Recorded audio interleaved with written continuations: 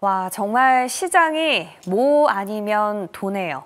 매도 사이드카가 발동된 지 단 며칠 만에 어제는 양시장 모두 매수 사이드카가 발동되면서 하루 만에 무려 150포인트 상승, 다시 2,400선을 탈환했습니다. 여기에 1,480원까지 웃돌았었던 환율도 40원 가까이 급락하면서 안정세를 찾자 외국인이 현 선물 도합 1조 원을 넘게 사들이면서 11거래일 만에 현 선물 시장에 돌아왔는데요. 자, 이런 상황은 여타 아시아 국가들도 비슷했습니다. 다만 중국과 전쟁이 펼쳐지고 있기 때문에 이런 상황에서도 이 중국 시장이 버텨지는지 보자라고 했었죠. 그런데 어제도 보란 듯이 살아남았네요. 자, 그러나 시장이 이렇게 하루 걸러 하루 냉탕과 온탕을 왔다 갔다 하고 있기 때문에 어느 때보다 연속성을 찾는 게 중요할 때 보입니다. 자, 그래서 관건은 오늘 분위기가 어떨 것이냐라는 거죠. 자, 우리는 금요일장 또 주말을 앞두고 있기 때문에 주말 사이에 트럼프 대통령이 어떤 발언을 쏟아낼지 모르는 그런 상황이기도 하고 또 어제 급등에 따른 피로감으로 뉴욕 증시처럼 하루 정도는 쉬어갈 가능성도 있어 보입니다. 자, 오늘 한 주를 마무리하는 포지션 과연 어떻게 취해야 할지 첫 번째로 힌트 얻어볼 거고요. 그리고 어제와 같이 다 같이 오르는 시장에서도 섹터마다 결은 좀 달랐습니다. 끝까지 힘이 유지되느냐 아니면 갈수록 힘이 빠지느냐에 따라서 이런 관점에서 계속해서 유의미하게 중심을 둘 수 있는 섹터는 또 무엇인지도 같이 찾아보도록 하겠습니다. 자, 그럼 또 오늘 새벽에 나온 이슈들 뉴스 통해서 확인해 보겠습니다. 자, 오늘 새벽도 트럼프 대통령입니다. 자, 트럼프 대통령이 미국의 상호 관세에 보복 대응을 한 중국에 부과한 합계 관세율이 125%가 아니라 145%다라는 외신 보도들이 나왔습니다. 미국 CNBC가 중국에 대한 상호 관세율이 125%라고 행정명령에는 명시가 돼 있는데 여기에 20% 펜타닐 비율을 추가해야 한다면서 백악관 관계자가 현재 중국산 상품에 대한 정확하고도 새로운 관세율은 145%다라고 확인했다고 밝혔습니다. 자, 앞서 지난 2월로 좀 돌아가 보시면요. 트럼프 대통령이 일명 좀비 마약으로 불리는 펜타닐의 원료가 중국에서 미국으로 들어온다면서 중국에 벌써 10+10, 20% 관세를 부과한 바가 있는데요. 이로 인해서 도합 145%가 된다라는 겁니다. 자, 그러면서도 트럼프 대통령 오늘 새벽에 백악관에서 열린 강요회의에서 시진핑 중국 국가주석에 대해서 큰 존경심을 갖고 있다며 그는 오랜 기간 동안 나의 친구였고 나는 우리가 결국에 양국에 매우 좋은 결과를 도출할 걸로 생각한다라고 밝히기도 했습니다. 자, 이렇게 관세에 대한 불확실성이 매일매일 너무도 크다 보니 미국의 경제 지표들이 깜짝 개선세를 보였음에도 불구하고 별다른 효과를 발휘하지 못한 채 뉴욕 증시도 오늘 새벽에는 3대 지수가 모두 하락 마감했는데요. 자, 이런 가운데 트럼프 대통령 국내에선 유일하게 환호받을 만한 코멘트를 남기기도 했습니다. 바로 조선과 관련된 내용이었는데요. 두 번째 기사입니다. 자, 트럼프 대통령이 현지 시간 10일, 그러니까 우리나라 오늘 새벽이죠. 미국의 조선업에 대한 재건 의지를 거듭 밝히면서 재건 기간 동안 미국과 가까운 다른 나라로부터 선박을 구매할 수도 있다라는 사실을 시사했습니다. 자, 트럼프 대통령이 이 강요 회의를 주재한 자리에서 우리는 이 조선업을 재건할 것이라면서 의회에 선박 구매 자금을 요청해야 할 수도 있지만 미국과 가깝고 또 조선 실적이 훌륭한 다른 나라에서 선박을 구매할 수도 있다라고 밝힌 건데요. 자, 바로 이런 발언은 전날 트럼프 대통령이 서명한 미국 조선업 재건과 관련해서 마이크 화이츠 백악관 국가안보보좌관이 행정명령의 기대 효과 및 지난해 중국과 미국의 선박 건조 수주 현황을 보고한 뒤에 나온 걸로 전해졌습니다. 자, 구체적으로 워딩을 한번 보시면요. 왈츠 보좌관은 지난해 중국은 1,700건의 선박 건조를 수주했는데 우리 미국 조선소는 단 5건을 수주했다라고 보고를 했고, 이에 대해서 트럼프 대통령이 우리는 사실상 더 이상 선박을 건조하지 않는다라면서 우린 조선업을 매우 잘하는 나라들과 거래할 수 있을 것이다라고 강조한 걸로 확인했습니다. 자, 이에 따라서 조선 경쟁력 세계 1위를 달리고 있는 우리 조선업에 또 한 번 호재가 작용될 걸로 전망되고 있는데요. 자, 이러한 사실까지 오늘 다시 한번 더블 체크해 보겠습니다.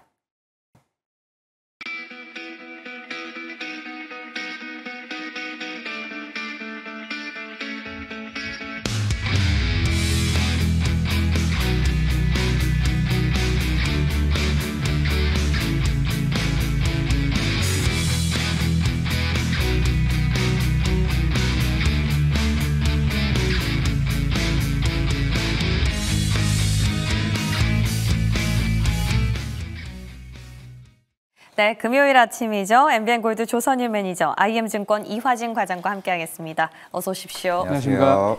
아, 우리 과장님 머리 스타일도 바뀌셨네요. 네, 좀 새로운 변화를 주고 싶었습니다. 아니, 지난 금요일엔 제가 새로운 변화를 줬는데, 그죠? 네. 일주일에 한 번만 하라고 하셨잖아요. 아, 네, 그렇죠. 네, 과장님도. 네. 과장님은 일주일에 한 2번 정도 하셔도 괜찮아요. 예, 감사합니다. 예, 좋습니다. 자, 지금 우리도 그렇고 뉴욕 증시도 그렇고 냉탕과 온탕을 왔다 갔다 하고 있는데요. 도대체 오늘은 또 어떤 컨셉을 잡아야 할지 포인트로 여러분 같이 찾아보겠습니다. 반등시 현금 확보, 관세, 그리고 CPI라고 해주셨네요. 자, 반등시 현금 확보 어떤 의미일까요? 이미 사실 이제 저희 어제 네이버 밴드 하고 여기 이제 링크에서 연결되어 있는 사이트를 이용해서 어제 반등이 나올 때 같이 하시는 분들에게 현금 확보를 많이 해드렸습니다. 왜냐하면 매번 여러분들 말씀드리고 있습니다만 트럼프 관세 이게 적용되는 게 바로 적용되는 게 아니고 중국과의 어제 밤 사이에도 지금 나왔습니다만 중국 관세를 또 올렸죠. 20%를. 그래서 많은 분들이 어제 보니까 유튜브에 3,600 아침 방송에 이렇게 많이 안 보시는데 3,600분 넘는 분들이 보고 계셨대요. 그래서 야, 이거 기대감이 많으시구나라고 생각을 했지만 어제도 말씀을 드렸습니다만 사업하시는 분들은 100m 달리기를 하는 게 아니거든요. 이게 이제 마라톤이기 때문에 천천히 가셔야 되는데 바닥이라는 거를 여러분들 우리는 예측할 필요가 없습니다. 어차피 바닥이 됐을 때는 투자자들 뿐만이 아니라 여기 앉아있는 패널들, 전문가들도 매수해야 되나라고 우리 앵커가 질문하시면은 자신 있게 대답을 못 하거든요. 그래서 지금 아직도 어제 보니까 많은 분들이 밤사이 반등이, 이게 이틀 전이죠.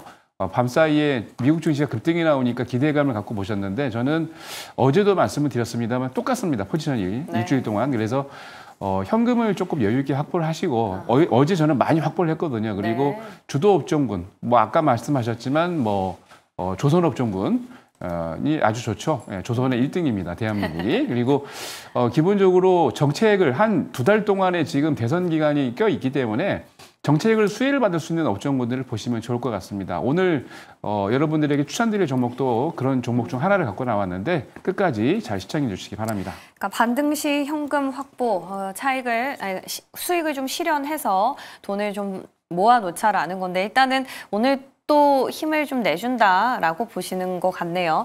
과장님은 오늘장 어떻게 보세요? 어제 굉장히 크게 이제 반등을 했죠. 그런데 생각을 해보시면은 특히 우리나라 뭐 코스피나 아니면 코스닥이나 특히 선물 쪽 같은 경우는 그 한 11일 연속 매도세가 굉장히 크게 나왔음에도 불구하고 하루 만에 다시 코스피는 3,000원밖에 사지는 않았습니다. 심지어 코스닥은 1,000원 정도밖에 나오진 않았고, 물론 이제 선물 시장이 어제 이제 옵션 만기이다 보니까 그동안 이제 매도세에 따른 이제 미결제에 대한 이제 한매수 이게 나왔는데 그게 2조까지 나왔지만 결국 한 7,000원 정도로 마무리가 됐습니다. 그만큼 그만큼 이제 아직까지는 외국인은 국내 시장에 대한 좀 불확실성이 나올 수가 있는 거고, 물론 제가 아까 키워드에 이제 CPI가 넣은 거는 어제 CPI가 일단 헤드라인 CPI가 2.4%가 나왔습니다. 그 코로나 그 이전 시대까지 물가를 좀 크게 좀 잡았던 거고, 왜냐하면은 그 이전에 한 2.8%가 나왔는데 실제로 이제 파월 의장이 목표를 세웠던 그 2%에 근접하는 이제 물가까지 그 잡는 좀 상황입니다. 그런 CPI도 그 2.8%까지 나왔으니까. 그런데 그럼에도 불구하고 어제 10년물 채권금리와 30년물 채권금리가 이제 급등을 했습니다. 그러니까 물론 이제 우리가 한 수요일이나 이제 화요일쯤에 실제로 10년물 국채금리가 급등하는 모습을 보이면서 실제로 뭐 중국 쪽에서 국채를 매도하고 있는 거 아니냐, 실제 국채 발작 이슈가 나오게 되는 이슈가 있는 상황이기 때문에, 물론 이제 아까도 이제 관세 관련해서도 뭐 145%도 얘기 나왔었고, 결국에는 시진핑 주석도 여기에 이제 굴복하지 않겠다는 이제 멘트도 나왔죠. 그만큼 이제 물론 여러 국가들 보복 관세를 하지 않는 여러 한 70여 개 국가들에 대해서는 어느 정도 관세에 대한 협상들이 문이 열리게 된 상태고, 물론 90일 유예를 했지만은 결국에는 중국과의 이제 본격적인 두 나라 간의 경쟁이 더 심화될 것으로 보이고 있기 때문에, 물론 우리는 CPI가 이번에 잘 나오긴 했지만은 결국에는 그 다음 달이 걱정이 생기는 겁니다. 물론 이제 유가가 그 60달러 아래까지 빠지게 되면서 특히 에너지 가격은 빠지는 거는 긍정적인 모습이긴 한데, 우리가 이제 자동차 관세까지 올리게 되면서 실제로 중고차 가격이나 아니면은 여러 이제 그 품목들과 관련된 뭐 서비스 아니면 음식료와 관련한 물가도 충분히 또 반등할 여지가 있는 상황이기 때문에 지금은 CPI보다는 그런 관세 여파가 좀 시장을 좀 반등을 좀 짓누르는 모습이 아닌가 생각하고 있습니다. 네. 뭐 오늘 시장에서도 그러니까 우리가 어제만 봐서 외국인들이 들어왔다라고 안심하기에는 선물 시장 안에서 규모를 좀 줄인 바가 있기 때문에 아직 안심하지 말자라는 의미셨어요. 오늘 조금 애매할 때 보입니다. 자, 그럼 어떻게 또 우리가 찾아봐야 할지 그 투자 셈법을 첫 번째 끓는 점 통해서 만나보겠습니다. 자, 알고 보니 145%였네요. 맞습니다. 이게 정말 정확한 것 같아요. 145%로 다시 올린 게 아니라 펜타닐에 대한 관세 잊고 있었던 게 다시 물밑 위로 올라오면서 20%가 추가돼서 도합 145%가 된 거거든요. 어떻게 보세요? 뭐 추가적으로 인상한 건 없습니다만 시장이 느끼기에는 와, 145%면은 예를 들어서 10,000원짜리 팔면은 얼마를 붙인다는 거예요? 그렇죠. 예. 트럼프는 사실 이제 관세 정책에 대해서는 완전히 진심인 겁니다. 계속 이제 관세 정책에 대해서 여러분들 미국에서 이제 미국 대선 기간 동안에도 트럼프가 강조했던 건 마가죠. 메이크 어메리카 그레이트 어게인하고 강조하면서 전 세계 패권을 중국에 뺏길 수 없다는 입장을 계속 밝혔는데 이 입장을 계속 고수를 하고 있는 겁니다. 어제도, 그리고 제가 이 출연하면서부터 계속 말씀을 드리고 있습니다만 미국은 절대로 그들의 포지션, 스탠스를 바뀌지 않습니다. 어제도 말씀드렸습니다만 지금 이제 도찌를 가지고 이제 새로운 기관을 만들었죠. 거기에 반도체뿐만이 아니라 여러 가지 미국 내에서 발생할 수 있는 기업의 이익을 도출할 수 있는 그런 기구를 만들어서 1조 달러 이상을 세수를 확보하겠다는 얘기고요. 그리고 관세가 지금 굉장히 그동안 미국이 상당히 상대 국가들보다 약체를 보이는 것 같아서 거기서도 관세에서 1조 이상을 지금 취하겠다는 얘기인데, 특히 중국이 지금 미국에서 차지하는 포지션이 상당히 많습니다. 그래서 이를 무역 적자를 확대를 줄이기 위해서 지금 적극적으로 하고 있는데, 어제 125%로 확정은 되면서, 그리고 기존에 있던 우리나라라 70여 개국이 10% 관세 유예하고 90일 동안을 기회를 주겠다, 시간을 주겠다라고 그랬는데, 어제 발표한 내용을 보니까 행정명령에 기존에 있던 85%를 삭제를 하고 125%에 페타닐 20%까지 포함을 해서 145%가 나오니까 갑자기 미국 증시가 처음 시작할 때도 조금 약세로 시작을 했는데 여기에 대한 게 정말 악재구나라고 하면서 기본적으로 매수 포지션하고 있던 분들이 다 단기적으로 매도를 했는데, 여러분들 일주일 전을 한번 생각을 해보십시오. 일주일 전에 여러분들 미국 증시의 키포인트는 워드의 키포인트는 뭐냐면 바로 이제 마진콜이었습니다. 이번 주 월요일까지. 무슨 얘기냐면 미국 증시가 반등할 것이다라는 기대감으로 매수 롱 포지션을 갖고 있던 많은 기관들이 2배, 3배 레버리지를 써서 들어갔는데 주가가 폭락하면서 갖고 있던 그들의 돈이 너무나 적다는 얘기죠. 그래서 마진콜을 불렀는데 그게 화요일까지 마무리가 됐어요. 그러면서 반등이 나올 기미를 보였는데 여기다가 지금은 현재 뭐를 하고 있냐면 미국 증시 내에서는 여러분들 원래 미국 증시가 잘 돼야 우리나라 증시도 잘 되지 않겠습니까? 미국 증시는 지금 공매도와 롱 포지션, 그러니까 쉽게 얘기해서 롱숏의 지금 대결을 벌이고 있습니다. 이런 때는 여러분들 매번 강조합니다만 적극적으로 투자해가지고 뭔가 확실한 답을 얻으려고 하지 마시고요. 여유 있게 팔짱을 끼고 보시면서 계속 현금 약보 말씀드리고 좀 빠르게 투자하지 말고 기다려라라고 말씀드리고 있는데 제 포지션은 변함이 없습니다. 나중에 여러분 보시면 아시겠습니다만 바닥을 찍고 올라오면서 충분히 여러분들이 3일 내지 5일 동안 옆으로 횡보하는 그런 구간을 보이는데 그때쯤 되면은 많은 분들이 현금이 없기 때문에 투자할 수 있는 기회가 더 못 삽니다. 그러니까 여유 있게 좀 여러분들 천천히 기다리시기 바랍니다. 과장님은 어떻게 보세요? 다음 주 이게 뭔가 주말 사이에 빅딜이 성사가 될까요?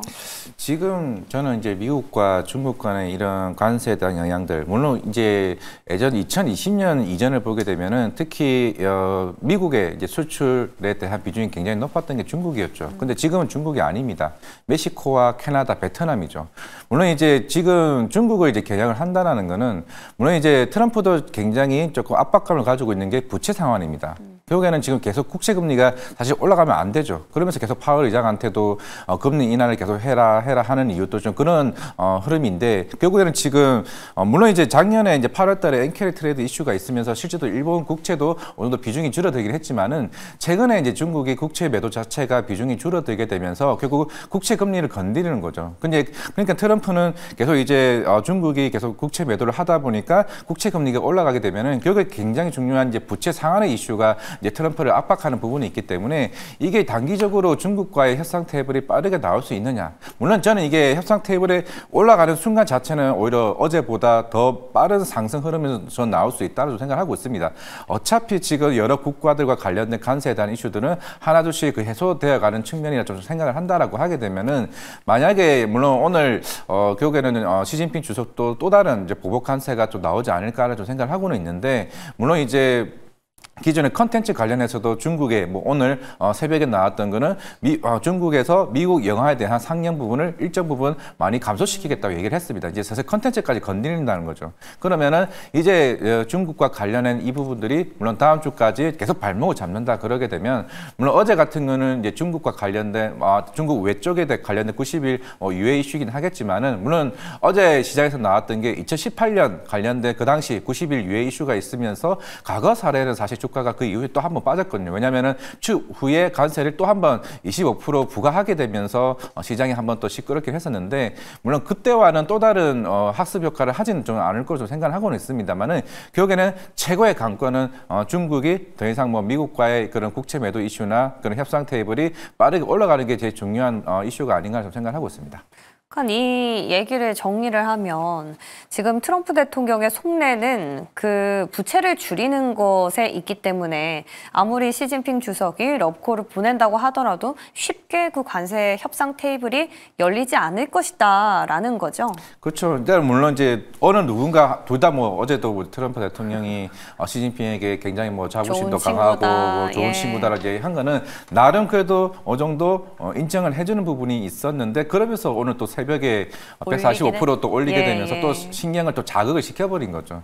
물론 워낙 이제 전 세계적으로 G2에 대한 뭐 굉장히 큰 우두머리 자리에 있는 사람으로서 약간 어느 한 사람이 양보를 하는 게 좀 중요하지 않을까 생각을 하고 있는데 그게 결국에는 시장 자체를 좀 발전시키는 부분이 있는 상황이기 때문에 그거 우리가 뭐 어떻게 할 수 있는 부분은 또 아니다라고 생각하고 있습니다. 다음 주까지는 조금 관망세로 봐야겠네요. 결국에는 지금 시장 자체는 뭐 환율도 중요하겠지만은 이 두 국가의 특히 국채금리 지금 시장에서 계속 지켜보고 있는 게 국채금리가 얼마만큼 이게 빠르게 올라가냐 아니면 안정되느냐. 그러면 이제 5월 7일쯤에 이제 FOMC가 남아 있는 상황이고 여기서 이제 물론 파월 같은 경우도 저도 이제 매일마다 체크하는 게 CME 패드워치입니다. 이게 어제 CPI 끝나고 나서 이제 올 한 해 금리 1회였다가 또 한 번 이제 145% 가서 이슈가 나오면서 또 CME 패드워치가 또 한 번 또 이게 금리 인하에 대한 방향성이 완전 바뀌게 되는 상황이거든요. 이게 그만큼 불확실성으로 움직이다 보니까 또 시장에 대해서 좀 혼란성이 좀 이뤄지고 있는 것 같습니다. 네, 좋습니다.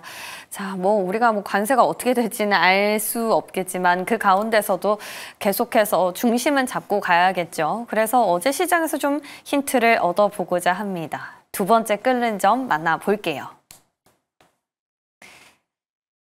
반도체입니다. 어제 시장에서 유의미한 상승이 뭐가 있을까 상당히 고민을 많이 했는데 크게 두 갈래였던 것 같아요. 전강 후 약이냐, 전강 후 강이냐. 대표적인 전강 후 약체는 반도체가 아니었나 싶거든요. SK 하이닉스가 장 초반에 상한가를 갔어요. 저는 이거 SK 하이닉스가 맞나? 라면서 의심을 했는데 근데 물론 두 자릿수 급등 마감을 하긴 했지만 그래도 윗꼬리 또는 음봉 전환된 반도체 기업들이 굉장히 많았거든요. 그렇죠. 이런 연유를 어떻게 분석하세요? 사실 이제 이건 수급이죠. 네, 수급으로밖에 설명할 수가 없는 거고 중장기적으로는 반도체 업종구들이 강하게 가야 될 게 맞습니다만 지금 단기적으로는 기관과 외국인들은 반등시마다 지금 자기들이 갖고 있던 포지션을 약간 축소하는 물량을 축소하는 그런 기분이 없지 않아 있습니다. 어제 장 끝나고 난 다음에 반도체 관련 종목들이 코스피와 코스닥에 163개가 있습니다. 저도 추려보다 보니까 제가 모르는 종목도 몇 종목 있어서 좀 깜짝 놀랐는데 어제 올라간 종목들 상한가로 마무리한 종목들이 코스피에는 미래반도체하고 CG트로닉스가 있었어요. 두 개 종목들부터 시작해서 164개를 기관과 외국인들이 어떻게 반응을 하고 있는가라고 확인을 해보니까 미래반도체 CG트로닉스도 거의 이제 외국인들이 미래반도체는 1,600주 매수했습니다만 뭐 40주 뭐 얼마 안 됩니다. 매도를 했는데 거의 대부분의 그 반도체 업종군들을 매도를 했더라고요. 기관이 됐든 기관이 됐든 외국인이 됐든. 네. 근데 리스트를 쫙 보니까 그 중에 유의미한 게 방금 말씀하셨던 SK 하이닉스 같은 경우는 외국인이 17만 주, 기관이 34만 주를 양매수를 했습니다. 그래서 기관과 외국인들이 SK 하이닉스는 다른 반도체 종목들보다는 상당히 긍정적인 포지션을 스탠스를 취하고 있다라고 보시면 될 것 같고, 네. 그리고 또 특이한 게 어제 반도체 업종군에서 네 번째로 강하게 올라간 게 덕산 테코피아였어요. 18% 넘게 강세를 보였는데 이 종목도 기관이 22,000주, 외국인이 14,000주 이상 매수했습니다. 네. 그래서 테코피아 같은 경우는 반도체 소재 그리고 OLED를 만드는 패널을 만드는 회사인데 예. 아직까지는 상당히 긍정적으로 보고 있는 것 같아요. 근데 그 외에는 거의 여러분들이 찾아보시면 아시겠습니다만 거의 대부분이 기관이 됐든 외국인이 됐든 반등시마다 축소를 하고 있습니다. 그 뜻은 사실 반도체 업종군이 잘 가야 또 우리나라의 또 수출 그렇죠. 효자 품목이기 때문에 네. 우리 증시가 갈 건데 기관 외국인들 포지션은 지금 아까 처음에 도입 부분에서 말씀하셨습니다만 외국인들이 그렇게 빠르게 반도체 업종군에 매수를 하고 있잖아요. 포지션이. 그러니까 스탠스가 눈치를 보고 있는 상황이다라고 네. 보시면 될 것 같고 그렇기 때문에 반도체 업종하고 이제 뭐 자동차 또는 조선 등이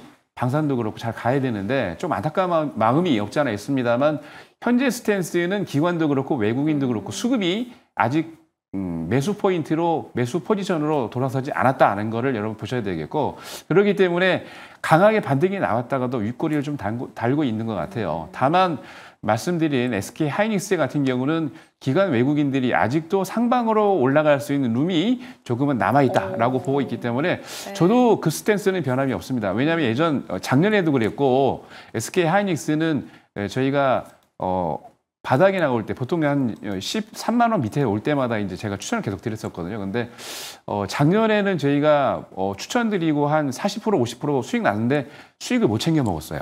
작년에. 근데 올해는 한 20만 원 선까지는 충분히 오지 않을까라고 싶기 때문에 계속 이제 말씀드립니다만 그때쯤 되면은 비중을 조금 줄이시는 게 어떨까라고 생각이 듭니다. 20만 원이면 업사이드 뭐 그렇게 크게 열려 있다고 보진 않으시네요. 근데 이제 네. 반등시부터 아까도 말씀드렸습니다만 많이 내려왔다가 지금 점핑하고 있기 때문에 예. 수익률은 상당히 많이 난 거예요. 네, 좋습니다. 아주 지금 수급을 굉장히 세밀하게 분석을 해오셨는데요. 그 가운데서도 외국인과 기관, 이 메이저들의 동반 러브콜을 받은 거의 유일무이한 대장은 반도체 안에서는 SK 하이닉스였단 말이죠. 네. 그리고 SK 하이닉스뿐만 아니라 뭐 한화 비전이라든지 보면은 그나마 HBM 라인에서는 조금 지지가 됐던 것 같아요. 그 이유 뭐라고 보세요? 물론 어제 이제 그동안 이제 트럼프 대통령이 이제 엔비디아 쪽 특히 이제 H20 칩을 대해서 수출 원래 제한을 하려고 했던데 네. 그걸 이제 철회를 했죠. 철회를 하게 되면서 물론 이제 엔비디아가 중국 쪽 비중 자체가 거의 한 15에서 20% 정도긴 합니다. 물론 이제 저사양이긴 하겠지만은 그만큼 이제 중국 쪽 AI 칩 수요에 대한 기대감이 워낙 이제 크다 보니까 뭐 SK 하이닉스가 뭐 10% 올랐고 뭐 삼성전자 5% 올랐지만은 근데 이제 삼성전자는 거의 한 10일 연속으로 일단 매도세가 계속 유지가 되고 있습니다. 네. 물론 이제 4월 한 8일쯤에 이제 실적 발표가 나왔었고, 물론 이제 어니스 프라이즈가 나왔지만 대부분 이제 휴대폰 쪽에 대한 매출이 좀 굉장히 좀 좋았었던 거고, 물론 이제 그때 이제 우리가 나왔던 것 중에서 이제 뭐 레거시 쪽, 이제 디램 쪽도 잘 나오긴 했지만은 실질적으로 HBM 쪽에 관한 흐름은 좀 나오지는 못했거든요. 물론 이제 오늘 대만의 이제 트렌드포스 쪽에 대한 언론 기사가 나오긴 했습니다. 실제로 8단 반도체 4월 달부터 본격적인 대량 양산이 좀 이루어지게 될 거고, 마이크론도 12단 반도체는 이미 검증이 완료됐다는 이제 기사가 이제 언론에서 이제 해외 쪽에 나오긴 했습니다만은 만약에 삼성전자가 그동안 이제 주가가 굉장히 부진했던 부분도 있었고 뭐 수급적인 부분에서도 좀 안 좋은 모습이 나왔었는데 결국에는 2분기 때 이걸 뒤바뀔 수 있느냐, 이게 왜냐하면 시장에서 나왔던 이슈가 이틀 전에 나왔죠. 1분기 때 디램 점유율 자체가 SK 하이닉스가 1위를 했습니다. 거의 한 30몇 년 만에 처음으로 이제 SK 하이닉스가 삼성전자를 돌파를 했던, 실제로 36% 비중이었고 34%가 이제 삼성전자였던 만큼 그만큼 그 이유가 이제 HBM 쪽에 디램의 수요가 더 많았기 때문에 SK 하이닉스가 올라왔고, 특히나 어제 외국인이 그나마 이제 돌아섰던 거는 결국에는 1분기에 대한 서프 자체가 더 클 수 있다는 거죠. 어닝 서프가. 그러면 4월 한 24일쯤인가 그때가 아마 실적 발표가 있는 걸로 알고 있는데, 이제 관건은 그겁니다. 만약에 HBM이 더 지속적으로 좋아지기 위해서는 물론 이제 엔비디아 H20도 중요하겠지만은 4월 말이 되면은 마이크로소프트와 아마존닷컴의 실적 발표가 있습니다. 최근에 2월 초부터 얘기가 나왔던 게 실제로 데이터 센터와 관련된 인도 취소 이슈도 있었고, 예. 그리고 데이터 그 AI 쪽 캐펙스 투자에 대한 축소 부분이 있었습니다. 그러면 그 변화들이 마이크로소프트나 아마존닷컴이나 알파벳에 대한 스탠스가 바뀌는 애죠. 왜냐하면 엔비디아의 가장 큰 고객사들이 마이크로소프트와 구글입니다. 그러면은 물론 메타는 계속 꾸준하게 올해 하반기까지는 캐펙스 투자를 계속 지속적으로 늘리겠다는 얘기를 해왔고, 만약에 아마존닷컴이나 구글에 대한 변화가 있는지가 실제로 엔비디아 주가의 항방을 중요하게 네. 좀 바뀔 수 있는 흐름이기 때문에 네. 그게 결국 SK 하이닉스, 그러면 삼성전자도 본격적으로 이게 들어간다라고 가정하게 되면은 2분기 대한 실적에 대한 변화가 충분히 좀 나올 수 있다라고 하게 되면은 그럼 그동안 이제 반도체에 대한 투신 자체가 좀 바뀔 수 있는 부분 굉장히 중요한 부분이 아닌가 생각하고 있습니다. 일단 트럼프 대통령이 엔비디아의 H20에 대해서 중국의 수출 규제를 철회하면서 숨구멍은 틔워줬기 때문에 하방은 좀 지지가 되는 것 같고, 앞으로 여기서 더 뚫고 갈 수 있느냐는 4월 달에 발표될 빅테크들의 실적 여부에 달렸다. 그럼 우리가 그 전까지 4월 한 며칠쯤이죠? 지금 4월이죠? 네, 4월 11일이니까 보통 예, 4월 말에, 24일 SK 그죠. 하이닉스, 26일쯤이 아마 마이크로소프트가 실적 발표가 있고, 엔비디아는 다음 달 말쯤에 있었고요. 그러면은 우리는 그때까지는 조금 같이 지켜보는 게 더 지혜로울까요? 결국엔 지금 또 하나 남은 게 반도체 관세. 그죠, 그죠. 그게 또 남아있는 상황이기 예, 때문에 남아있기 이게 몇 때문에. 퍼센트가 예, 나오느냐에 따라서 네. 또 이게 또 중요한 조금 이슈가 좀 되지 않을까 생각을 하고 있습니다. 일단 삼성전자가 HBM 없이도 실적이 괜찮았기 때문에 없다고는 할 수 없지만 조금 적음에도 불구하고, 그래서 SK 하이닉스에 대한 기대감으로 얼마나 할 수 있을지 여쭤봤는데, 이 부분은 관세도 그렇고 또 빅테크들의 실적 발표도 그렇고 조금 더 지켜봐야 될 때 보입니다. 보수적인 의견 나왔고요. 그나마 SK 하이닉스는 룸을 좀 열어놨다라는 점으로 정리하겠습니다. 자, 이제 마지막 끓는 점으로 넘어가 볼까요? 오늘 이 업종이 뜬다. 저희가 이건 열어놓고 질문을 드렸어요.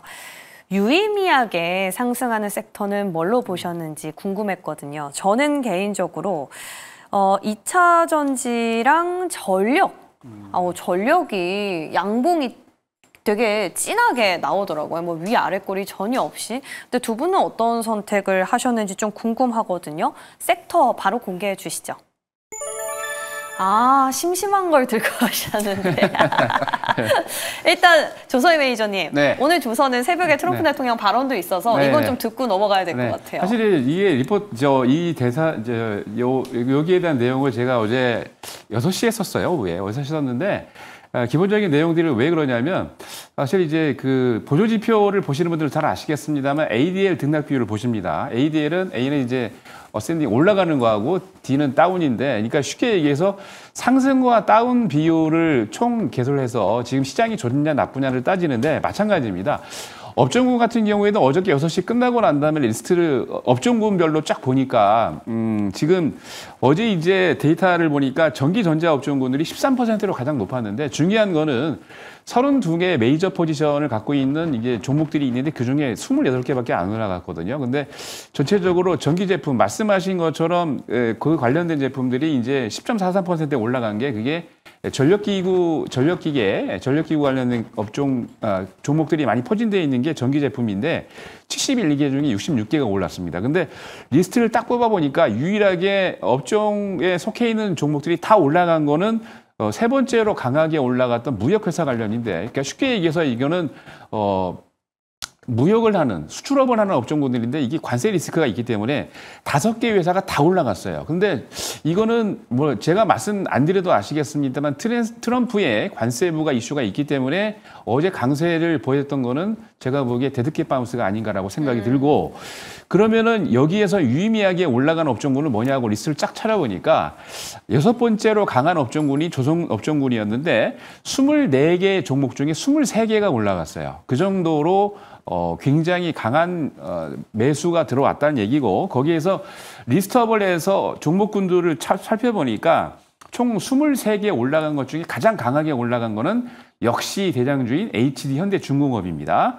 10.39%로 강했는데 원래 조선업 중에 대장주는 HD 현대중공업이었고 그 뒤로 이제 하나오션이 바톤 터치해가지고 올라갔던 면이 없지 않아 있었는데 단기적으로 한 달 정도 조정을 했나요? 그 기간 동안에 다시 바닥을 잡고 조선업을 끌고 올라가는 건 HD 현대중공업입니다. 그 뒤로 세진중공업이 9.86% 그리고 인화전공해서 조선업종과 함께 그리고 조선 기자재를 납품하는 기업들이 굉장히 강한데 제가 보기에는 충분한 룸이 저는 뭐 트럼프가 조선업에 대해서 또 SOS를 또 하고 굉장히 긍정적인 반응할 줄 몰랐습니다. 우선 이렇게 장이 안 좋을 때는 항상 기관이 됐든 외국인이 됐든 수급이 몰리는 종목을 보셔야 되고 말씀드린 대로 종목에 포진되어 있는 종목에 들어있는 개수 중에 가장 많이 올라가는 종목을 보셔야 되는데 그중에 딱 넘버원은 조선업입니다. 그래서 뭐 앞으로 제가 보기에 조선업은 악재가 나올 수 있는 건 없습니다. 악재가 나올 수 있는 건 딱 하나.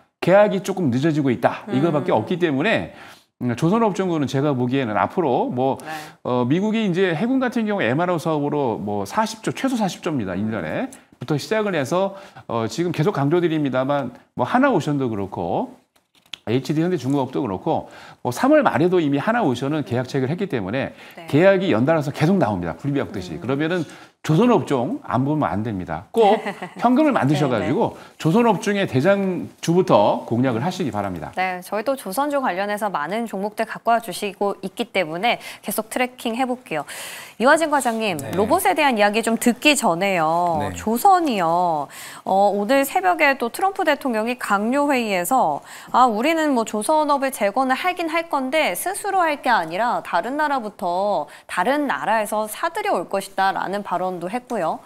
근데 이게 계속 가신다라는 입장을 주셨거든요. 근데 과장님 물론 조선을 안 좋다라는 발언을 하신 적은 없지만 그 점에 대한 좀 부담은 있다라고 의견을 주셨어서 혹시 그 스탠스 변경이 있는지는 좀 궁금하네요. 짧게 한번 들어볼게요. 최근에 이제 현대중공업도 이제 미국에 있는 조선 방산 이제 기업과 이제 시너지 관련해서 뭐 MOU 협력도 해왔던 상황이고 네. 그만큼 이제 문제 우리나라가 조선소 같은 경우는 캐펙스 투자를 못 한다고 계속 꾸준히 얘기를 해왔습니다. 그러면서 그래서 이제 실제 추정치와 관련되는 뭐 한계는 있을 수 있다라고 하고는 있지만은 네. 결국에는 미국과의 이 관계가 또 시장을 더 확대시킬 수 있는 부분이라 좀 생각을 하고 있기 때문에 네. 그만큼 이제 미국이 뭐 MRO 사업이든 오히려 미국과 중국과의 갈등이 더 심화되게 되면 그 군비 경쟁에서의 자금력 투입이 더 강하게 온다라고 하게 네. 되면 그게 아직까지는 이제 우리나라 조선 산업의 향후 밸류에 대한 프리미엄 자체가 여기에 조금 더 있다고 생각을 하고 있습니다. 지금의 실제에 대한 밸류는 이미 주가에는 됐고요. 반영되어 있지만은 네. 여기에 대한 프리미엄 가치가 미국과의 동맹 관계, 그 미국과 관련된 군비 경쟁에 따른 이제 기회 뭐 이게 아닌가 생각을 하고 있습니다. 슬롯 부족은 괜찮습니까? 뭐 슬롯 부족이야 뭐 향후에 뭐 미국 조선소 쪽에 그래서 이제 미국이 계속 존스법 폐지를 계속 하려고 하고 있는 거고 그에 따라서 기회는 뭐 일본 조선소보다는 한국 조선소에 대한 기회가 더 많다 뭐 그 정도 생각하고 있습니다. 네, 좋습니다. 일단 앞으로 룸이 조금 더 열려 있다라고 보시네요. 예, 좋습니다. 이제 로봇 의견 좀 들어볼게요. 어제 로봇주들은 뭐 그렇게까지 힘이 있었다라고 생각은 안 드는데 어떤 포인트에서 유의미하다고 보셨어요? 어제 주가의 대부분 섹터들의 상승은 관세와 관련된 섹터들이 힘을 줬다라면 물론 로봇 같은 경우는 물론 한 12월 31일 날 그때 삼성전자가 레인보우 로보틱스 이제 최대 주주 관련된 이슈가 있었죠. 그리고 한 2주 전쯤에는 SK그룹이 이제 유일 로보틱스와 관련된 최대 주주 기반 간 콜옵션 계약에 대한 이슈가 나왔습니다. 그러면 삼성전자가 움직였고 SK가 움직였습니다. 물론 이제 한 세 개 회사의 지분을 굉장히 많이 보유하고 있는 게 LG전자죠. 그리고 뉴로베카는 포스코가 있습니다. 그리고 하나로보틱스, 현대로보틱스. 물론 이제 우리가 1월 초쯤에도 이런 종목들이 굉장히 앞으로 대기업들이 이끌어가는 로봇 시장이 좀 나올 수 있다고 보고 있는데 어제 산업부에서 K 휴머노이드 이제 그렇죠. 출고식이 있었죠. 네. 그만큼 이제 물론 6월 이전, 한 7월 이전쯤에는 아마 추경 발표가 있지 않을까 좀 생각하고 있다라고 하게 되면 그만큼 로봇 쪽 산업에 관련된 투자가 좀 본격적으로 이루어지지 않을까 생각하고 있습니다. 지난주에 아마 최태원 회장이 얘기를 했던 게 실제로 중국 로봇 산업이 굉장히 빠르게 성장을 하고 있고 만약에 여기서 우리가 기회를 얻지 못하면은 제조 산업에 굉장히 큰 타격을 줄 수 있다고 얘기를 했습니다. 그만큼 우리나라 산업에서 굉장히 중요할 수밖에 없는 게 로봇이고 만약에 저는 항상 얘기를 하고 있는 게 관세가 부과가 되게 되면 당연히 가격 경쟁력에서 약해질 수 있다라고 하게 되면은 결국 로봇 산업이 이 제조 산업에 투입이 되기 시작을 하면서 가격 경쟁력의 강화를 시킬 수밖에 없는 게 저는 휴머노이드 쪽에 생각을 하고 있습니다. 아마 조만간 레인보우 로보틱스에서도 실제로 휴머노이드 로봇 시향산 테스트를 통해 좀 출시를 좀 앞두고 있는 상황이라 생각을 하고 있고 물론 이제 테슬라 휴머노이드 로봇도 하반기에 좀 앞두고 있는 상황이기 때문에 그동안 우리가 대기업들이 딱 두 군데에서 움직이기 시작을 했다면은 아마 본격적으로 여러 뭐 하나그룹이나 아니면 포스코 그룹에서도 발빠르게 움직일 가능성이 있다라고 보이고 있기 때문에 지금 이제 로봇 산업도 충분히 많이 조정을 받아왔다고 생각을 하고 있습니다. 결국에는 이게 하나둘씩 본격적인 대기업들과 실제로 정부에서 나올 수 있는 그런 투자 기회 이게 좀 포커스가 아닌가 생각을 하고 있습니다. 네, 좋습니다. 자, 한 섹터씩 들고 오셨고요. 이제 종목을 공개해 보도록 하겠습니다. 열어주시죠. 자, HD 현대중공업, 로보티즈. 우리 매니저님 네. 조선주 안에서 다 나오네요. 다 하나오션, 나오죠. HD 그렇죠. 중공업. 저는 사실 이제 그 3월 31일 날 공매도 때문에 예. 방산이라든지 또는 이제 조선 조선이나. 이쪽에 많은 분들이 걱정하셨는데 맞아요. 저는 계속해서 괜찮습니다라고 외쳤거든요. 그죠. 근데 오히려 3월 31일부터 개편됐지 않습니까? 예. 그래서 처음 나왔는데 그때부터 공매도가 시작이 됐지만 방산, 조선 아무런 문제가 없었습니다. 오히려 매수자가 계속 들어오고 있습니다. 왜 그럴까요?